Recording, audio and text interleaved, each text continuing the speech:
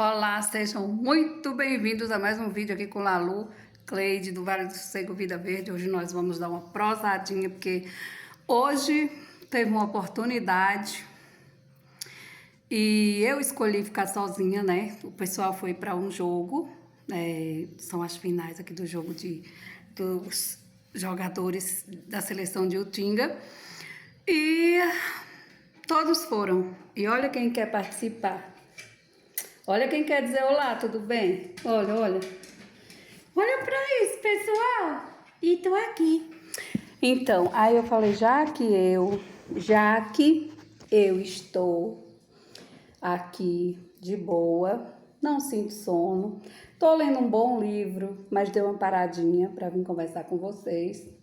O livro que eu tô lendo, na verdade eu tô relendo, é sobre uma sobrevivente da guerra, de uma guerra. Outra hora eu falo desse livro mais para vocês. É uma história forte e legal de se ler. Na verdade, deixa eu mostrar para vocês. É um livro bem... Na verdade, foi um livro que o Anthony leu, da Edmônica, da escola dele. E eu peguei para ler e continuo aqui. Sempre que eu posso, eu dou é o diário, né? Acho que é.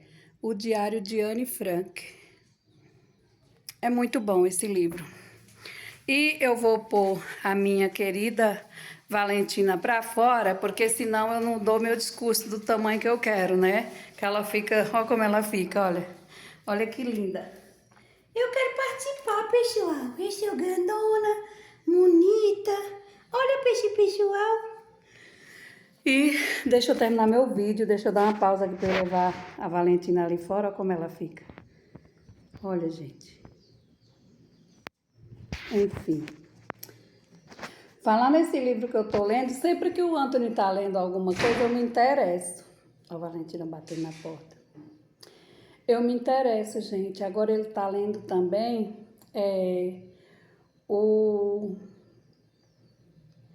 Torto Arado, parece que é assim. É uma história de duas irmãs, de uma família, que fala muito aqui da Chapada Diamantina mesmo, do nosso lugar. Quando eu peguei o livro, eu achei que era uma coisa lá de uma história bem estrangeira, de longe. Daí eu, nossa, da terrinha daqui de perto, e foi muito gostoso. Não terminei de ler, mas até onde eu tô lendo tá muito convidativa a continuar lendo, muito bom. É Torto Arado, muito, muito bom. E agora, fora livros que eu queria falar, que eu tô querendo falar, é que eu ando fazendo uns vídeos assim, uns desabafos de certa forma. E talvez isso faça algumas pessoas não me compreenderem. Mas na verdade eu não estou alfinetando,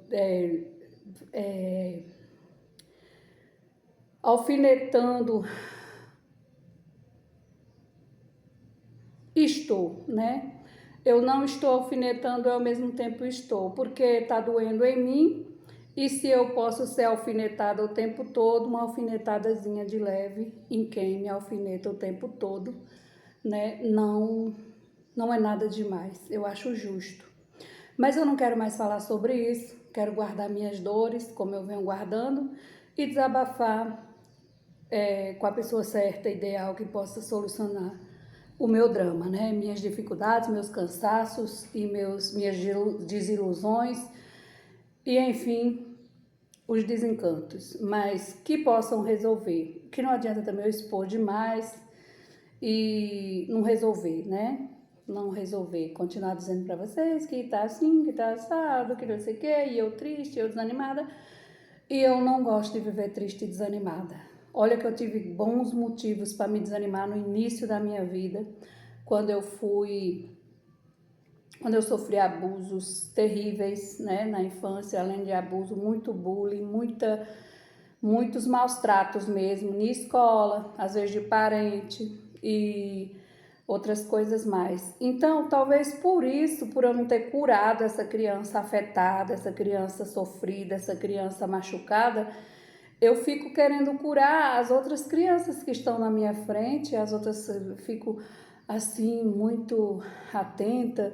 Será que estão cuidando bem? Será que estão tratando com respeito, com dignidade? Eu não penso isso porque agora eu estou numa sala de aula, porque agora eu estou numa escola. Não é por isso que eu penso assim. Quem me conhece, quem conhece a raiz da minha vida sabe. Tem muita gente até que se afastou de mim quando eu estava educando meus filhos e os meus netos, porque achava que eu era protetora demais, que eu era chata, né? Na verdade, chata. E na verdade não é chatice, é só quando eu vejo que a criança está sendo desrespeitada, eu foco na história, eu cito, eu falo, eu chamo a atenção da pessoa com dignidade, com respeito, não é maltratando, mas se precisar também eu sou grossa, sim, com quem maltrata a criança, né? Se for necessário, se eu falei com amor e carinho e continua. Então é sobre isso, sobre essa ser justiceira de crianças e de idosos e de pessoas que tem gente, que são vulneráveis, que não pode se defender, que está numa situação que não dá para se defender. É muito ruim a gente ver as coisas acontecendo e você fingir que não está vendo, sabe? Você adoece. E eu vou abrir as portas porque eu tô toda trancada aqui, tô morrendo de calor. E quando eu falo assim, parece que eu tô sabendo de uma coisa muito bárbara e tô chateada. Não, não é. Não é muito bárbara. Não precisa ser bárbaro pra gente ficar preocupado, para quem tem amor manifestar, né? Não precisa ser bárbaro. Tá repreendido, né? Nem quero assistir nada bárbaro, não quero viver com pessoas bárbaras. Tá repreendido em nome do Senhor, né? Que o Senhor nos guarde, guarde nossas crianças. Mas é isso, tem gente que diz assim, ela é autodefensora, fica com esse discurso, porque ela não passa, ela não tem que olhar a criança, ela não tem que. Eu já fui na minha vida, já olhei até meus sobrinhos quando necessitava, né? E garanto a todos vocês que eles não têm nenhum trauma psicológico do modo que eu tratei ele, eu tenho certeza disso, que nenhum tem. E por eu ter maltratado, por eu ter ofendido, no meu entendimento, eu tratei meus sobrinhos com dignidade, meus filhos também. Às vezes, né, a gente erra sim, todo mundo erra, eu não sou perfeita, mas eu sou mais puxando para defender as crianças sim. Mas eu falhei, né? Eu sei que eu falhei. Às vezes, algum dia eu fiz alguma coisa que meus filhos não acharam que eu fui uma mãe boa, uma mãe é, defensora, protetora. Talvez eu fiz algumas coisas que eles guardam como que eu não cuidei o suficiente, né? Mesmo assim, mesmo tendo esse vício de cuidado com criança, essa proteção, protegendo para que não seja abusada, protegendo de todas as formas, não estou falando só de abuso, abuso sexual, não estou falando só disso, é do abuso psicológico, é dos abusos, de todo tipo de abuso, né? Claro que eu falhei, alguma coisa eu fiz também que meus filhos possam dizer, ela falhou em alguma coisa, porque eu sou um ser humano, né? Mas eu não sou essa pessoa porque eu estou na escola. Eu sou essa pessoa que defende, que ama, que cuida, que me preocupo muito quando você põe seus filhos na mão de pessoas. Aí fala, Cleide está falando uma grande besteira. Não, não estou falando uma grande besteira. Eu estou falando uma coisa que existe, que quando as pessoas vão verificar em entidades que deveria ter pessoas boas, do coração bom, tem gente ruim, gente má, gente perversa, gente que trabalha com idosos, que trata os idosos mal, que não faz direito, que não faz com carinho, que faz desrespeitosamente. Eu já vi, eu já vivi, já convivi e me indignei, sim, e mostrei minha dignidade, minha indignação. Eu não saí só fingindo, jogando areia em cima da situação, fingindo que eu não vi.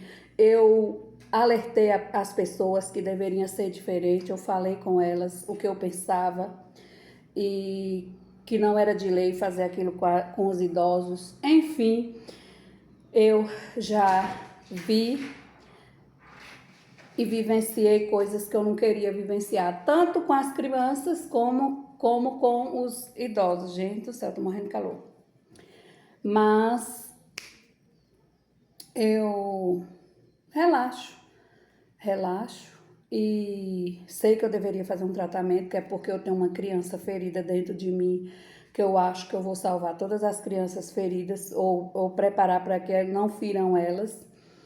E talvez eu deva mesmo fazer um tratamento, fazer uma terapia, né? Porque talvez eu melhorasse na minha idade, relaxasse mais, tivesse mais paciência, mais, sabe? Talvez eu não tenha realmente aquele preparo de conviver com certas coisas e achar que tá tudo bem, que é normal. Não é normal você ter pouco amor para dar às pessoas, a crianças, a adultos e a idosos ou qualquer tipo de pessoa que estiver precisando do teu carinho, da tua atenção e do teu trabalho. Então, não é normal que você os trate mal, que você os sacrifique na hora que eles precisam de você. Não é normal que você os castigue, sabendo que eles não têm autodefesa naquele momento. Então, eu não acho normal você tratar as pessoas com dignidade, com respeito. Amor é para quem tem para dar, mas quem não tem para dar, dê pelo menos respeito, porque o respeito, ele guarda a pessoa das ironias, das faltas de respeito, dos bullying, das maldades, né? Então, eu não fico implorando que as pessoas tenham amor, porque eu sei que pessoas que não têm amor para dar, elas não têm de onde tirar. Se elas não têm, elas dão o que têm, né? Que é a sequidão delas, o jeitão grosso de falar. Pessoas que escolheram estar em um trabalho só porque é bonito o nome, porque talvez ganhe mais, mas elas não têm consideração por o trabalho delas. Elas não vendem um trabalho de qualidade, elas acabam vendendo um trabalho de quinta categoria, por conta de não estar no lugar talvez que ela gostaria de estar. Por isso eu acho que as pessoas deveriam sim escolher suas profissões. E quando elas não puderem escolher, escolha respeitar as pessoas enquanto estiver naquele determinado trabalho. Porque eu entendo que nem sempre eu posso escolher um trabalho bonito, bom, gostoso, sentada no ar-condicionado, só porque eu quero escolher. Muitas vezes eu não tenho a capacidade, ou a formação, ou a oportunidade, ou a chance de estar naquele determinado lugar gostoso que a gente sonha, que todo mundo sonha estar. E aí você precisa estar naquele lugar mais difícil, mas por isso você não tem que vender seu serviço com raiva das pessoas, tratando as pessoas mal, com falta de respeito, enfim, só porque você está ali onde você não escolheu, na verdade, é porque é o que sobrou para você, porque você não está preparado para estar num lugar melhor. E aí você vem despejar suas frustrações em cima das pessoas que estão em tua volta. É muito melhor, se não deu ainda, porque normalmente quando nós estamos num trabalho que é nossa frustração, que não é o que nós gostamos, é legal que você esteja fazendo outro curso para melhorar a sua vida, para que você possa ingressar no que você gosta. Talvez lá você vai conseguir dar risada, tratar as pessoas bem, tratar com carinho. Talvez lá você se sinta confortável e tenha amor para dar, e carinho e respeito. E talvez não, porque tem pessoas que elas são secas do começo da vida ao fim. Infelizmente são assim. A minha avó paterna, eu sinto muito se eu vou magoar alguns tios meus que estão vivos, né? E a minha vovó já partiu. Ela era uma pessoa amarga, mas eu não sei por quê. Eu não sei que dor ela carregava. Eu não tô falando mal dela, eu tô falando que ela era seca, ela era amarga. Pelo menos a maioria do tempo que eu conheci, mesmo no âmago, mesmo no profundo dela, as os tempos que eu tive para curtir, ela era grossa, ela sempre falava assim que uma coisa que ficou muito na minha mente, que eu estava com um shortinho curto, que era que a gente ganhava. Minha mãe nesse tempo já tinha problema de saúde, e ela vivia muito internada nos hospitais de tratamento para portadores de doenças mentais, né, para pessoas com deficiência mental, com problemas psicológicos, enfim, com depressão, que é o que se diz hoje. E aí eu não tinha como vestir as melhores roupas, roupas compridas, roupas do jeito que ela achava que era mais, era, como se diz, comportadas. E, e isso me marcou muito. Isso foi em 81, na Fazenda Granjosava, que era município de Rancharias. Ou era Bastos, gente, Bastos ou Rancharias, mas acho que era Rancharias. Enfim, aí essa minha avó fez uma visita a gente lá em São Paulo. E quando eu fui encontrar ela toda feliz mesmo, toda cheia de amor, sabe? Minha avó tá chegando e tal. Fomos encontrar a vovó antes dela chegar dentro da nossa casa. Aí, quando ela viu o tipo da minha roupa, ela falou, né? Ela falou que estava muito curta, que não sei o quê. Aí alguém, eu não me lembro quem, falou assim: ah, mas essa não é criança, ela é de criança que se aprende. Com aquelas grosserias dela. Isso ficou marcado em mim. Em 81 eu era muito criança mesmo, muito criança, mas isso marcou, isso me feriu. E quando eu comecei a me entender por gente, eu comecei a entender como a vovó era amarga, como ela era cruel. Era um momento assim de uma recepção, nós estávamos recebendo ela com o maior carinho, ela já foi julgando roupa, já foi. Éramos 5 crianças. E fui cheia de amor para dar, cheia de recepção, de carinho para recebê-la, sabe? Com amor, com carinho. A vovó, minha madrinha, ela, além de ser minha vovó, era minha madrinha. E isso marcou, entre outras coisas que eu não vou estar citando aqui, que eu passei, que eu, uma vez o marido dela, o meu avô, me levou para casa deles, porque eu insisti muito para ir com ele. E confesso a vocês que foi a única viagem da minha vida, a única, que às vezes eu converso com as pessoas, eu digo, tudo que eu vivi, eu viveria novamente. Esse dia eu não viveria, que eu viajei com ele. Um dia eu conto para vocês sobre esse dia, mas esse dia foi a pior viagem de todos os tempos da minha vida, da minha infância, da minha adolescência, da minha idade de maior, até a idade de hoje. Eu nunca conheci um dia tão escuro, tão triste, tão tenebroso, tão terrível, tão traumatizante como aquele dia. E eu cheguei toda dolorida, toda ferida, ferida na alma, na mente, no corpo, fisicamente, tudo que você pensar, eu tava ferida e moída. E eram muitos quilômetros rodados a pé com esse homem.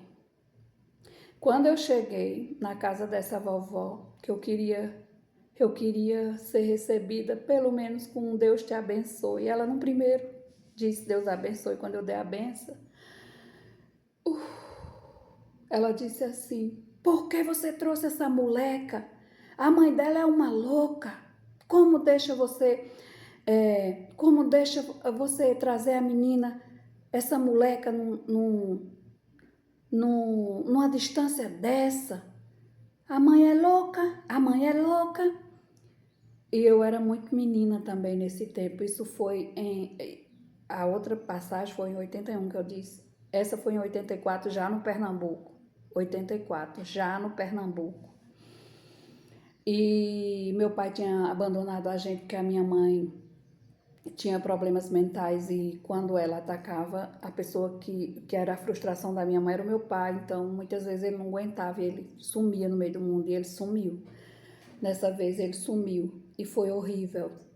Todos os tempos que ficamos sem apoio dele e da família dele também. Fui para casa dela esse dia, era no tempo do abandono que o pai fez com a gente. E confesso para vocês que essa viagem eu já rezei muitas vezes quando vem o choro, que eu choro muito. Eu nunca parei de chorar por causa desse dia, nunca, gente. Às vezes eu passo 3 anos quietinha, esquecidinha daquilo, 2 anos, 2 meses, um mês, mas às vezes a luz se acende e eu vejo coisas que eu nem lembrava na infância, no decorrer da minha vida, e vai vendo os flashes, aqueles flashes vêm mais forte, como se eu estivesse vivendo eles de novo. E é muito horrível, muito ruim, muito triste. E sobre esse dia, eu só desabafei quando eu tinha 17 anos, isso em 80 e em 90. Peraí, deixa eu ver. Quando eu já estava com o Genilson. Eu fui morar com o Genilson a partir de 90, do ano de 90. Quando eu contei para Genilson, já devia ser 91 ou 92, que eu tive coragem de desabafar, mas eu me arrependi desse desabafo, porque nas nossas primeiras discussões, desentendimentos, ele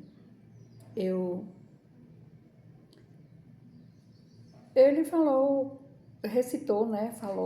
Recitou, vamos dizer, recitou duramente a história que eu tinha contado para ele, e foi muito ruim, porque eu vi que era uma arma para me ferir mais. Desabafei com a pessoa errada, né? Passei esse tanto de ano morrendo por dentro, não contei para a mamãe, não contei para os irmãos, não contei para as titias, nem para outra vovó, nem para ninguém. Só Deus sabia tudo que eu passava, só meu Deus. E Ele que me livrou do pior, Ele que me guardou do pior. Enfim, esse dia foi uma tortura, foi coisa ruim. Além da tortura da estrada, a tortura de quando eu cheguei lá, que fui dar a benção para minha avó, que era avó e madrinha, e ela não recebeu minha bênção com Deus abençoe. Ela recebeu porque você trouxe essa moleca, porque e chamou minha mãe de louca, porque eu tinha deixado eu ir. Realmente, no fundo, no porão, toda essa história, quem estava certa era a minha madrinha, mas me feriu mais. Ela não querer me ver naquele momento que eu queria um abraço, um Deus abençoe. E passei uma semana doente. Doente que eu tô dizendo é sentindo dor do que eu passei. Não é dor, bem dor no psicológico, não. Não é dor emocional, foi dor física.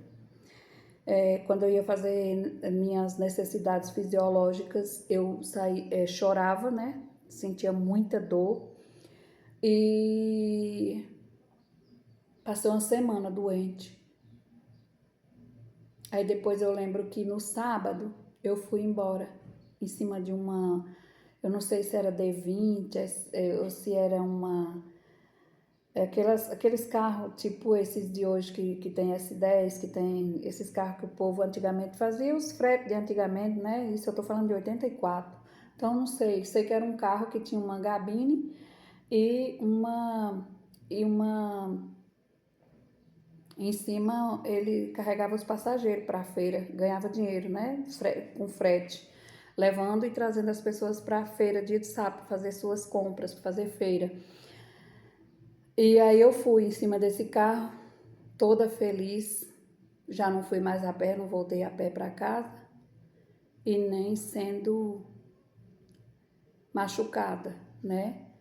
Daí eu voltei feliz, eu lembro de tudo, lembro eu voltando, depois eu lembro eu chegando num restaurante e bar que a minha tia parava, minha tia Quitéria parava para guardar as bolsas, que fazia a feira, que ela era amiga do pessoal desse restaurante e desse bar. Aí eu lembro que foi muito gostoso lá, me diverti, comi coisas boas, né, que criança gosta. E depois encontrei minha família para ir para casa, mas eu já não me lembro como foi, com quem foi que eu fui, eu não tô lembrada. Depois que eu deixei a titia Quitéria, eu só lembro essa parte aí, até o dia que ela me libertou, me levou para Carnaíba, para a cidade, né? Que o lugar que eu fui chama Rosílio, que era um sítio no interior lá de Carnaíba, é município de Carnaíba, no Pernambuco. E daí eu voltei para casa, mas eu não consigo me lembrar. Depois de tudo isso que eu vivi lá com titia Quitéria nesse restaurante, nesse lugar, eu não lembro quem me levou para casa, como é que eu cheguei em casa. Não me lembro muito bem como eu fui. Talvez com muito carinho, talvez minha mãe tenha me abraçado, me beijado muito, mas eu não falei nada do que eu sofri para ela, nada. Logo a minha mãe tinha problema, a gente não contava muita coisa para ela com medo dela entrar em crise. Então, eu não tive. Só desabafei com Deus, com os santos, que eu sempre acreditava, né? Porque eu andava mais vovó e vovó. Eu orava, eu rezava. Mas teve uma fase da minha vida que isso me machucou mais ainda, gente. Me machucava mais ainda. Eu tive meus filhos, eu vi meus filhos crescer, meus filhos ficar adolescente, virar adulto. E eu sempre chorava por esse dia e eu tinha medo. Os meus filhos foram criados, eu sempre assim atenta, perguntando a eles se alguém mexeu com eles, se fez isso, se aí explicava que não podia, contava assim o máximo que eu fazia para alertar eles. E vivi sempre esse trauma e sempre querendo proteger muito as crianças que estavam do meu lado para não passar por isso, sempre avisando as minhas irmãs para ter cuidado com as crianças delas também. Enfim, então isso é um negócio que ainda me desafia muito, muito, muito, muito. E quando eu soube que os meus avós, que o meu avô morreu, diminuiu a dor. Foi como se eu tivesse dado um soco, né? Feito o que eu talvez tive vontade de fazer no dia do sofrimento e eu não fiz nada. Não me defendi de jeito e maneira, de nada. Só chorei, sofri, enfim. Só sofri, não reagi. E aí, quando eu recebi a notícia que ele faleceu, eu senti um alívio, parece que eu matei um pedacinho da dor, mas a dor não passou. Eu continuei de vez em quando chorando, de vez em quando eu me acordava de madrugada e chorava, lembrando desse dia. Sabe por quê que mais me dói? É que eu não lembro eu voltando para casa, mas eu lembro que esse dia que ele estava, as meninas tudo ia brincar, tudo saía de perto de mãe, mas ele conversando na cozinha da nossa casinha de taipa. E as meninas tudo ia brincar, mas eu ficava no pé ali, ficava com ele o tempo todo, dizendo: mãe, eu vou com meu padrinho, eu vou com meu padrinho ver a minha madrinha, eu vou para casa do meu padrinho, o tempo todo. Sabe aquela menina irritante, nojenta, aquela pessoa que irrita mesmo, que cisma e não tira da mente? Era eu. Aí eu vou com meu padrinho, a senhora vai deixar, né, mãe? Se ela dissesse: não, você não pode ir hoje. Aí eu bati o pé, chorava. Enfim, aí eu ficava, acho que ainda tentaram me enganar para eu não ir com ele, tipo assim, vai buscar alguma coisa na casa da outra avó. Mas eu não fui, parece que eu já estava esperta que faziam isso, né? Eu acho que eu já estava esperta, e daí eu não fui, mas eu insisti muito, muito, insisti. Gente, a persistência que eu venho com esse canal e com tudo que eu persisto na minha vida, eu persisti nesse dia para eu ir para essa viagem. Eu era uma criança. E eu fico pensando, eu não culpo mãe não, porque eu fui muito, muito, muito, muito, muito, muito, muito, muito, muito, muito persistente. Chorava, não saía. Eles fizeram de tudo para me enganar, para tirar, para eu não ir para eu não ir. Era a pé, viu, gente? Era a pé e muito longe, muito longe. É porque eu não sei dizer a vocês assim quilômetros, mas eu creio que uns 10 ou mais. Era muita caminhada, era muita caminhada mesmo, era longe. O Rosílio para Furnandágua, que é o sítio do vovô, do sítio Rosílio para Furnandágua era muita caminhada.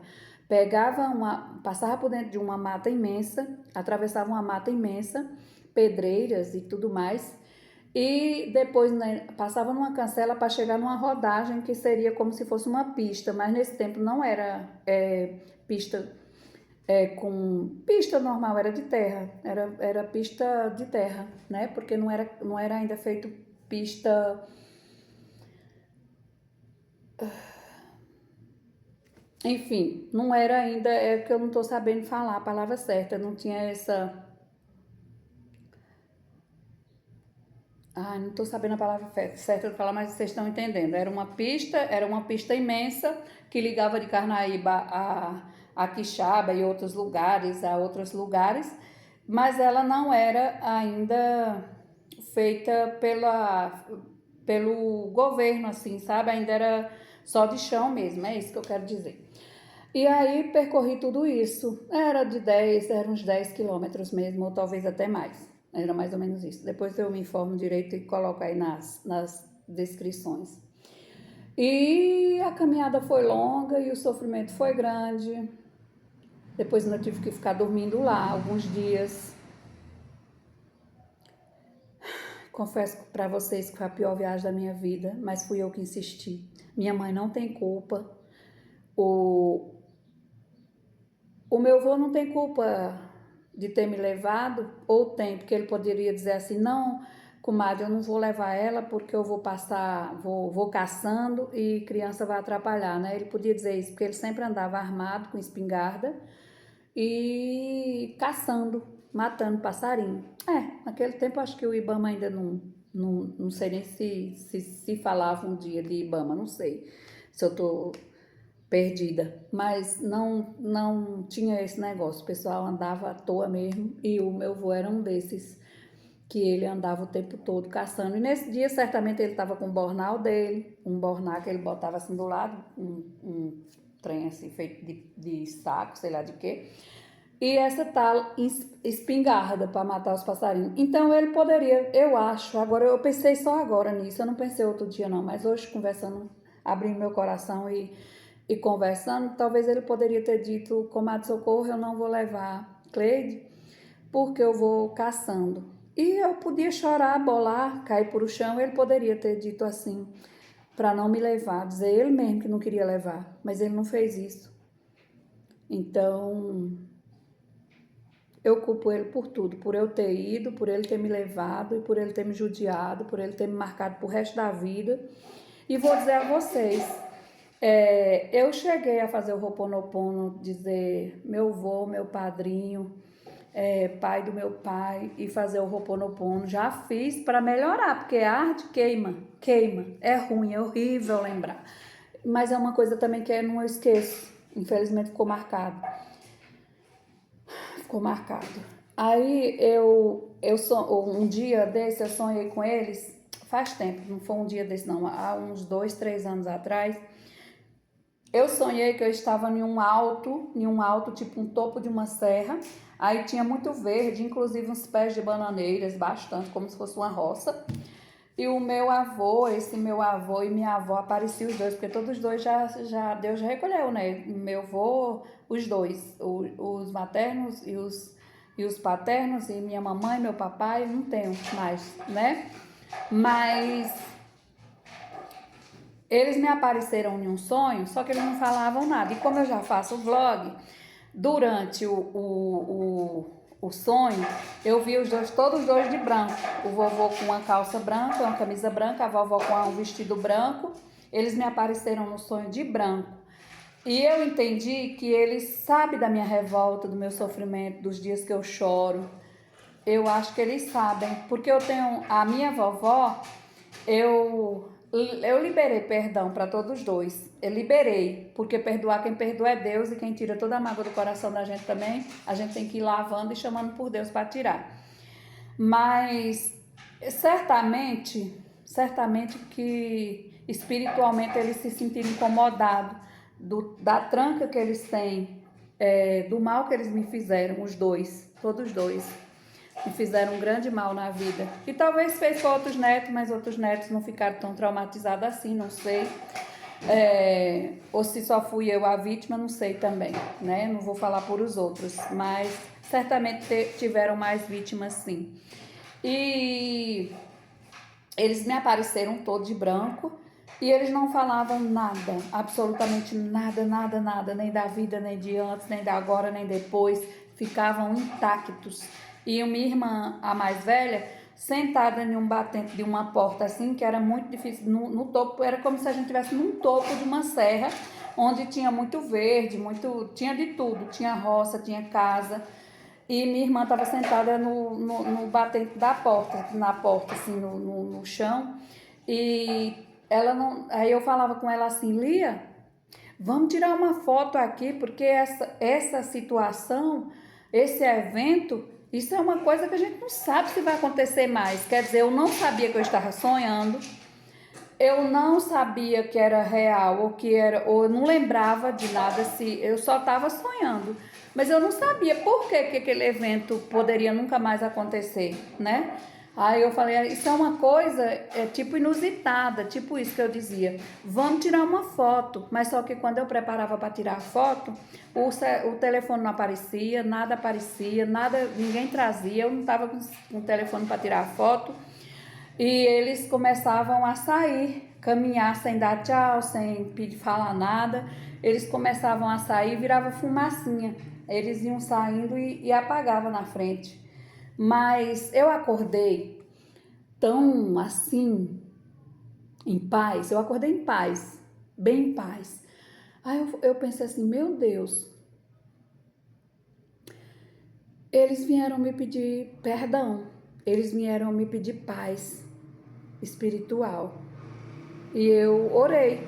Eu falei, Deus abençoe vocês e se o que vocês me fizeram for o maior pecado de vocês, que Deus tenha compaixão, né? Que Deus cuide de vocês.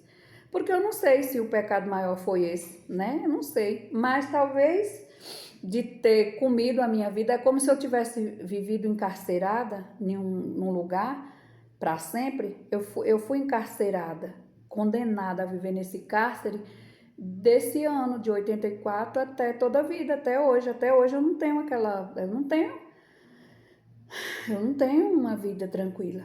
E é por conta disso. Eu não tive uma vida sexual feliz, eu não tive um relacionamento bom, tudo por conta disso, né? Então eu fui empurrando com a barriga, sofrendo, vivendo esse cárcere eterno. E eu só desabafei com uma pessoa, como eu já disse com meu marido, quando eu já tinha uns 17 anos. Já tinha um bom tempo com ele. Aí confiei. Mas não foi bom. Eu acho que eu deveria ter procurado outra pessoa de fora, porque mesmo que ela um dia ela sentisse vontade de me achar culpada disso, ela não ia me jogar na minha cara. Tanta dor que eu já sentia e me fazer eu me sentir às vezes culpada, entendeu? E não se sinta culpada quando você é vítima, tire isso da sua mente, lave sua mente contra isso. Quando você é vítima, você não foi culpada, nem porque você estava com roupa curta, nem porque você estava... Eu não estava com roupa curta nesse dia, também nem me lembro que roupa eu estava, na verdade, acho que devia ser um vestido, mas eu não sei se era curto. E não lembro se era curto, não estou falando desse dia, né? Mas quando você for atacada, injustiçada, quando você for explorada, quando você for abusada, quando você for desrespeitada, não se culpe, ou porque porque tem um corpo esse, um corpo aquele, não se culpe por isso não. Você é vítima, independente se seu corpo é bonito, como você veste sua roupa, se você veste sensual ou não. É bom que você vista umas roupas mais compostas por você, né? Para se valorizar, para valorizar você. Mas não porque você vai se sentir culpada porque alguém abusou de você por o estilo de vida que você leva. Eu acho que as pessoas, se elas são doentes, tem a doença delas de abusar pessoas, de fazer o mal a pessoas, se elas têm essa doença, você não se sinta culpada porque você caiu no laço algum dia de alguma pessoa que tem essa maldade, essa personalidade maldosa, perversa, né? E cruel. Não se sinta culpada, ore. E eu já quero desabafar. Eu queria entender a maldade deste homem. E acredito que ele também se fez com uma neta. Minhas tias são todas vivas, as filhas dele, que é tia Maria, tia Noêmia, tia Quitéria. É claro que a tia Quitéria já tem mais, ela tem o quê? Uns 80 anos, eu acho. A tia Maria eu não lembro, e a tia Quitéria, a tia Noêmia também eu não lembro a idade dela. Mas se ele tinha essa doença, elas também podem ter sido vítimas, não sei, eu não sei, né? Eu só tô falando, pode gerar aí uma polêmica, pode gerar que elas acham que eu tô sujando a memória dele, né? Porque pode pensar nisso, pode ficar triste, porque talvez ele não foi com elas e talvez elas não creiam que foi com outras pessoas. Mas eu passei por isso, foi grave, foi horrível, foi terrível, foi tenebroso, foi irreparável. E por isso eu entreguei nas mãos de Deus. Eu digo, Deus, é uma conta muito alta, é uma conta exagerada. Não está no meu patamar, não está no meu. Não está na minha estrutura dizer que está tudo bem. Então vai ser Deus que vai relevar eles, que vai dar paz para eles, que vai botar eles onde Deus achar. Mas da minha parte, eu não posso dizer que uns seres desses não tenham que pagar as maldades. A vovó é só a parte que ela era amarga, talvez porque vivia com uma pessoa dessa, né? A vovó, eu não julgo ela, ela não me tirante do jeitão dela grosso de ser e seco. Eu não culpo ela de nada, ela deve ser uma grande vítima. Antigamente as meninas casavam muito nova para sofrer na mão de pessoas assim desse nível, né? Então, eu não sei, eu não sei. A vovó tem muitas coisas que ela fez de mal para a gente, mas está nas mãos do Senhor. E ele, né, que foi também meu avô e meu padrinho, pai do meu pai, ele foi eu diria que eu posso chamar, porque eu fui vítima, eu posso chamar ele de. Eu não vou chamar de nada, porque eu não quero mais. Eu não quero ser mais cruel comigo. Então eu vou dizer só que ele era o meu avô e o meu padrinho e que eu não queria ter, né? Eu não queria ter passado por isso. Eu não queria ter essa história na minha mente. Eu não queria ter essa tristeza no meu coração. Mas que Deus tome de conta, né? Eu não tenho estrutura para dizer, ai, tudo bem, da minha parte ele pode ir para o céu. Eu não vou dizer isso. Eu não vou dizer isso. Eu não vou dizer. Não vou. Aí vai ficar a critério do Senhor Deus. E da minha parte, eu sei que eu não fui a única vítima, eu conheço outras vítimas. Uma é minha prima, e conheço outra vítima, não conheço, mas soube que ele mudou do Pernambuco para São Paulo. Ele terminou os dias de vida dele em São Paulo porque ele fugiu, porque ele mexeu com outra menina e o tempo já estava mais avançado, já tinha justiça para toda a vida teve justiça, né? Mas as pessoas não tinham esse dom. Mas a da criança e do adolescente, a defesa disso, de defesa foi aparecendo com o tempo. Então, com mais tempo, ele fez com alguém que teve coragem de contar para seu papai, para sua mamãe, e ele correu, ele fugiu. Ele fugiu de Pernambuco para São Paulo. Então, não fui a única vítima dele, e certamente tem muitas outras vítimas por aí, machucada, ferida, com o destino diferente só porque ele fez isso, né? Então, deve ter tido muitas outras vítimas, muitas. Eu sei de algumas e certamente foram muitas. E eu não queria, eu não sabia que eu ia falar disso hoje, mas eu falei, antes de eu falar, eu falei que todo dia a gente tem um personagem, todo dia a gente tem um personagem para viver, para falar. E esse personagem eu carrego desde a infância. Minha menina sofrida, minha menina sem proteção. Aliás, a proteção divina, né? Que ele não fez o pior comigo. Eu fico pensando, ele poderia ter me matado e dizia que era só um acidente. Mas, graças a Deus, me poupou dessa parte. Me deixou viver mesmo machucada, mesmo quebrada.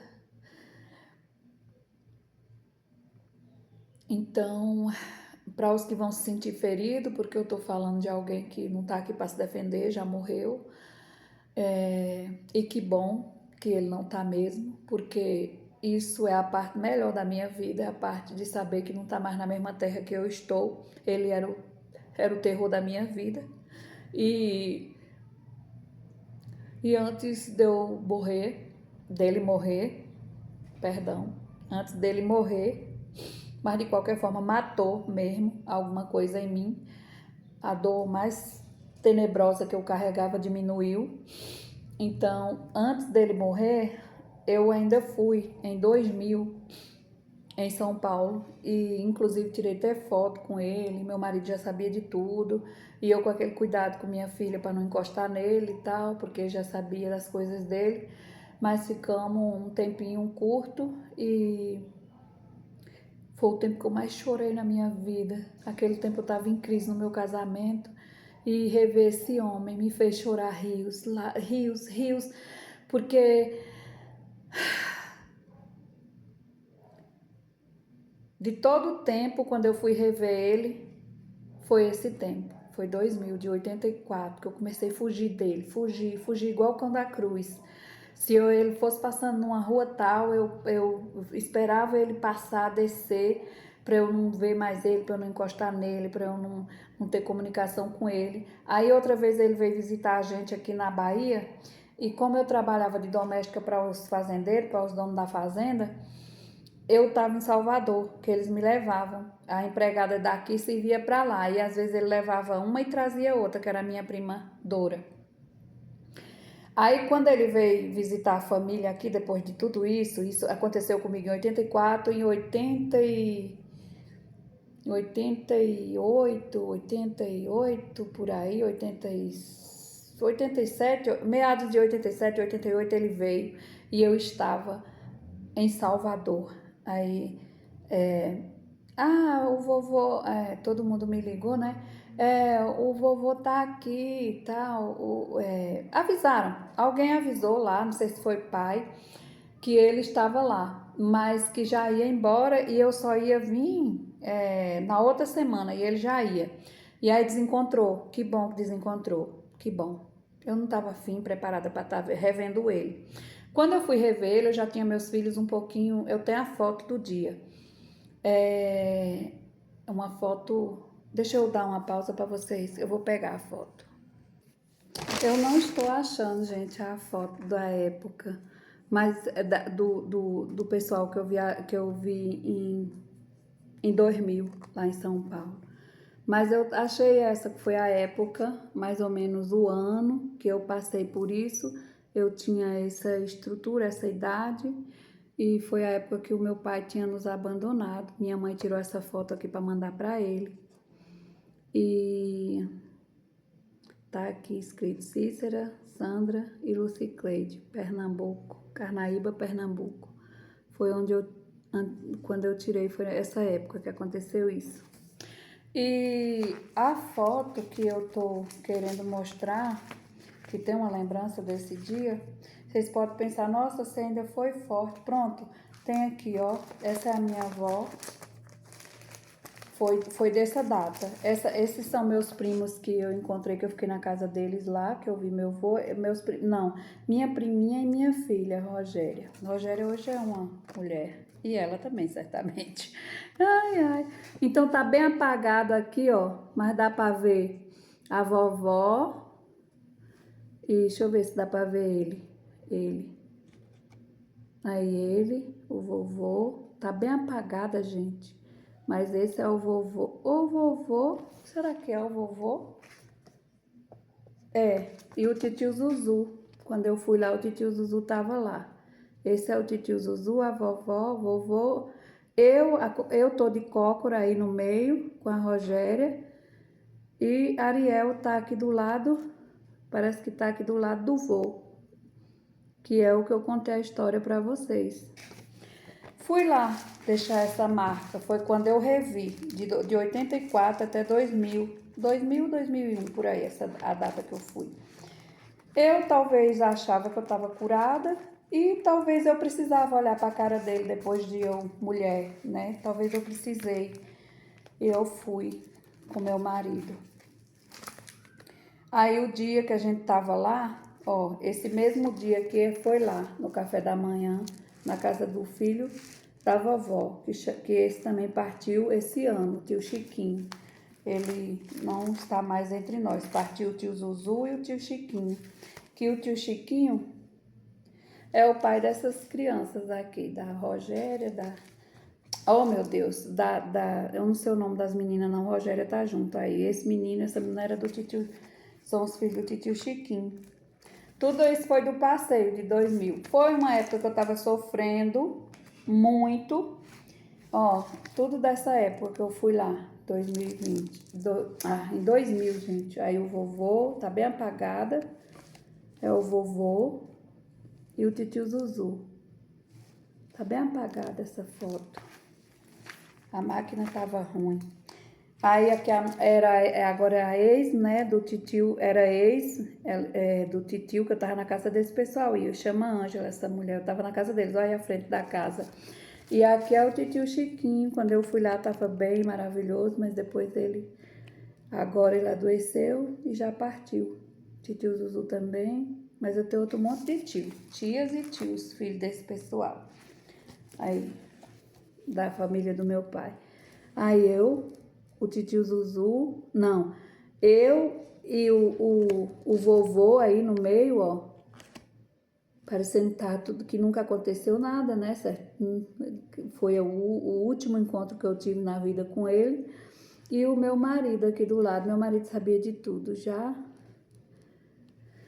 Talvez ele teve interesse de ver também a cara, né, dele. Essa foto também é dessa época, lá na frente da casa. Ângela e mais outra turma. O Ariel, meu filho, que nós estávamos lá no sofá do tio Chiquinho. E aqui mais uma foto quase que não se vê, mas foi lá também nesse mesmo dia. E essa do meu amigo Manuel das Quadras, que a gente encontrou ele lá, que é irmão do Vitor, que eu faço vídeo aí com vocês. Para vocês, eu faço muitos vídeos aí, o Ariel, o Genilson e o Manuel das Quadras. Que eu faço vídeo com o Vitor, falando que Vitor disse que quando se aposentasse ia fazer um vídeo comigo, que eu tenho um vídeo aí quando ele fazendo, quando a gente ia ajudar, porque a gente ajudou ele, né, gente? E tá procurando um advogado, etc e tal, deu umas informações, tá ajudando. E aí, eu disse, quando terminar, Vitor, quando você ficar aposentado, daí nós vamos, minhas fotos antigas, né, gente? Deixa eu guardar. Aí eu falei, quando você aposentar, nós vamos fazer um vídeo, fazendo um churrasco e tal. Oxe, o Vitor deu nos cala. Depois a irmã de esse rapaz que estava lá no mesmo encontro, que isso aqui era em Guarulhos, no fim do Jardim Angélica, lá em Guarulhos, que eles moravam. E é isso. É uma dor que eu carrego. Parece assim, desnecessário você falar sobre isso. Talvez seja necessário eu fazer esse desabafo e quem sabe o Senhor Deus começa a tirar isso da minha mente e no lugar de eu ter uma dor tão grande para guardar desse jeito, eu começo a guardar uma coisa muito boa, uma coisa muito viva, que eu faça. Eu tenho vontade de fazer ainda uma ação de graça, assim, para que seja tão boa que consiga apagar essa dor do meu coração que eu passo. Parece que eu que devo, parece que eu que tô devendo, né? Mas é por isso que eu disse a vocês e até me emocionei que eu não tô preparada para dizer por mim está no reino do céu, não está, não, e por eu saber que não foi só a mim, por mim não está. Quem tem que perdoar é Deus. Uma barbaridade dessa é o Senhor Deus que vai julgar. Eu não vou julgar, mas também não vou dizer da minha parte tudo bem, da minha parte tá. Se só dependesse de mim para ir para o céu, que ia. Não, eu não vou dizer isso jamais. Não vou dizer. O que eu carrego foi uma vida inteira de dor, de sofrimento, de vergonha de mim mesmo, de tristeza de eu ter chorado para ir atrás de uma pessoa que me destruiu desse jeito. Eu chorei porque eu era inocente, eu não sabia que eu ia passar por isso. E ele poderia ter dito, como eu disse, né, que eu só pensei nessa hipótese dele fazer isso para eu não ir. Agora, agora, no momento que eu tava gravando o vídeo, porque antes eu não tive esse pensamento. Esse homem podia ter evitado até de eu ir com ele, porque eu chorei tanto, eu pedi tanto, eu fui tão insistente para essa viagem com ele. que mãe não aguentou e deixou eu ir, mas ele poderia ter dito, não, Madre Socorro, eu vou por dentro das matas, eu vou caçando e não é legal ela ir e tal. Ele podia ter dito isso. Eu mesmo que eu esperneasse, eu ia entender, ele não queria me levar, ele não ia me levar. Mas é sobre isso que eu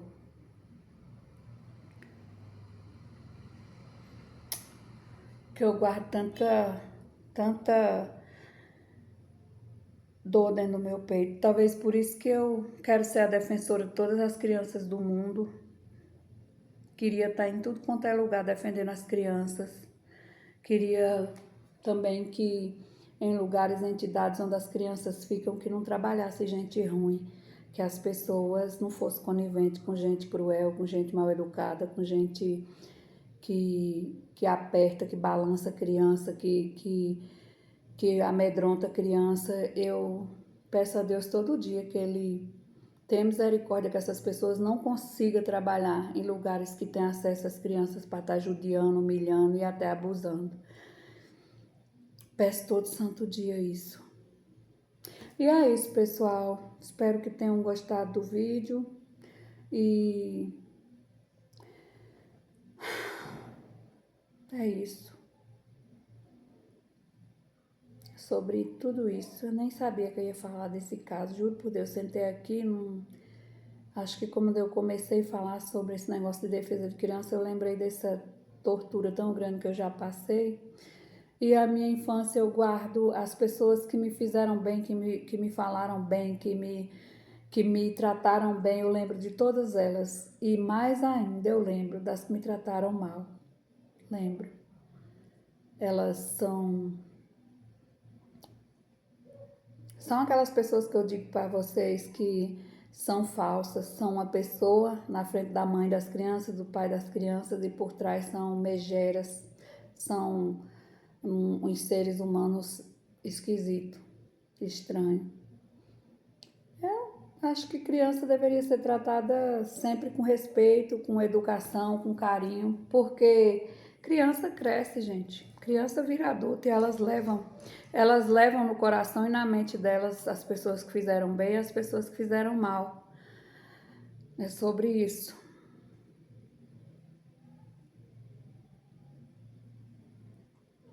E quero pedir desculpa mesmo por ter... Mas eu vou postar meu vídeo. É um vídeo que eu quero postar.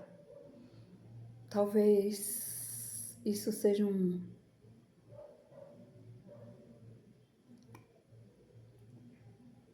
Talvez eu esteja fazendo justiça para mim mesma.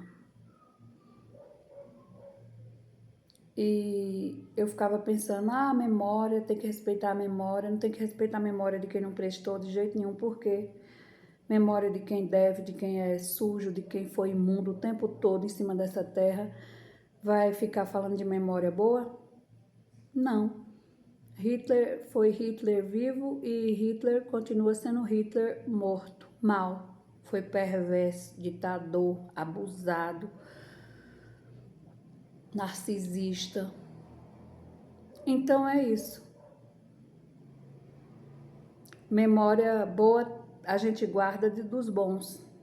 Porque quem foi bom em vida continua sendo bom depois que morreu. A gente respeita a memória. Mas quem não foi, quem estiver lutando por a memória de quem me machucou, lamento. Eu não levanto essa bandeira. É sobre isso. E que Deus abençoe. Eu amo todos os meus tios. Eu perdi o tio Chiquinho. Eu perdi primeiro meu pai assassinado. Quando eu estava grávida de Ariel, em 90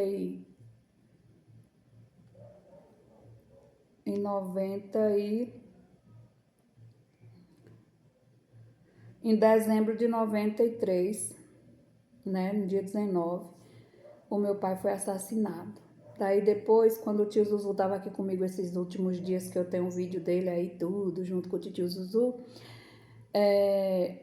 o tio Zuzu recebeu a notícia que o tio Assis tinha falecido, que é um irmão do meu pai também.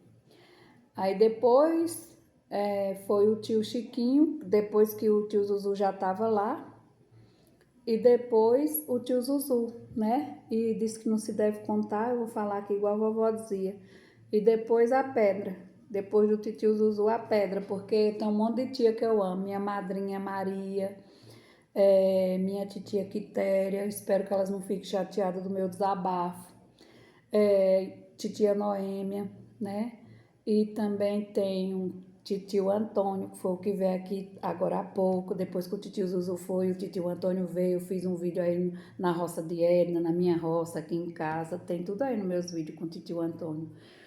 E o titio Antônio tá bem, de vez em quando eu falo com ele. Tem também o titio Valdeci, que é o pai da Ilma, que eu converso de vez em quando com o Ilma. Tô até devendo uma ligaçãozinha pra Ilma. Ilma, titio Valdeci, um cheiro também. Tem também o tio Odálio, né, ainda. Temos o tio Odálio, bonitão, jovem. E o titio Zuca também. E titio Antônio, titio Zuca, titio Odálio ainda estão bem. E a titia Noêmia, titia Quitéria e titia Maria. Se eu esqueci de algum de vocês, por amor de Deus, me perdoa. Aí tem o titio Valdeci, né, que eu falei que é o pai da Ilma. E o tio Zuca, que o tio Zuzu e os outros tios já partiram. E é isso, gente. Eu moro muito longe deles, né? Também dos parentes da minha mãe. Os parentes da minha mãe sempre foi gente boa com a gente. Sempre foi os anjos da nossa vida, foi os parentes de mãe. Só teve a parte que o filho de tia Augusto foi quem assassinou o pai, né? Mas que foi um sobrinho de mãe. Teve essa parte. Mas das outras, do jeito que eles trataram a gente, assim, quando a gente precisava, nossos tios, nossas tias, foram tudo cordiais, tudo bons com a gente, tudo maravilhoso. A gente não passou fome porque eles ajudaram quando o pai abandonou a gente, porque não aguentou mãe, não aguentava mais o problema da minha mãe. Mas depois o meu pai voltou. Aí veio morar aqui na Bahia e aconteceu essa tragédia.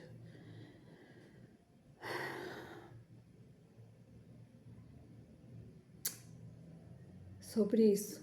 Aí muita gente fica dizendo, ela fica falando para perdoar, para não sei o quê, porque nunca passou nada grave na vida dela. Comecei a passar desde a infância, coisas horrendas. E eu peço que perdoe as pessoas, que tenha misericórdia de coisas que pode se ter misericórdia. E o perdão, você não libera porque você gosta da pessoa, porque a pessoa é maravilhosa. Não, você vai liberar o perdão para sair essa dor do seu corpo, da sua mente e da sua alma, porque você enlouquece. Eu mesmo tive muito suplício, muitos dias difíceis, muitas noites mal dormidas, até hoje, por conta disso, desse dia dessa infância, desse dia que eu pedi tanto para ir no meio do caminho, eu queria desistir, mas não tinha mais jeito. Eu já estava lá, longe de casa. Onde o meu grito era ouvido sim por Deus, mas a pessoa que poderia me cuidar destruiu minha vida. Foi isso. E é isso, gente. Eu espero que eu tenha mais, que eu venha com as histórias mais gostosas de se ouvir, que essa não foi muito boa, mas é parte da minha vida, é a história da minha vida, né? É o que eu tenho. Mas graças a Deus eu tenho muito amor no meu coração, mesmo machucada, mesmo ferida. Um beijo. Foi bom esse vídeo. Talvez eu poste, talvez eu não poste. Peço desculpa aos que não compreendem a minha dor.